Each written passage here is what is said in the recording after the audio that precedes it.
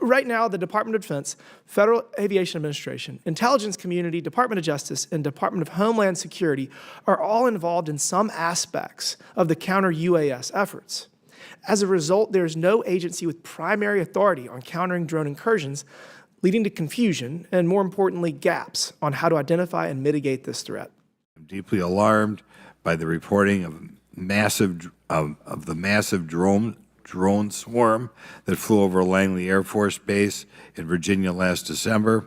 Langley is the home of the 1st Fighter Wing, which maintains half of the F-22s in the U.S. Air Force inventory.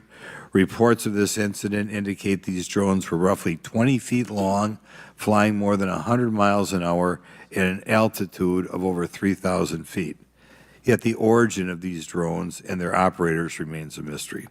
How do we take lessons learned at Langley, especially where, in my mind, there was a complete breakdown in decision-making?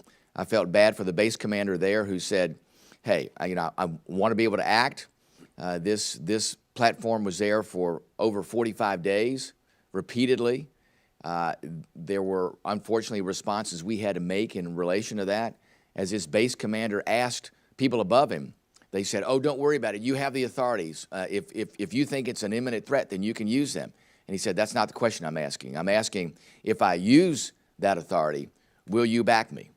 Nobody above him would say that. They'd say, oh, you have the authorities, you can do it. So here you have an 06 at a base that's 18 months away from retirement and is trying to make sure he's doing the right thing, but is not quite confident that the folks above him have his back. And then when we asked the folks from the Pentagon to come in and give us their assessment of that, we got a nice long assessment that was word salad. And then when I asked, well, what's the Pentagon's response going to be? Pentagon says, well, we're going to impanel a work group. My head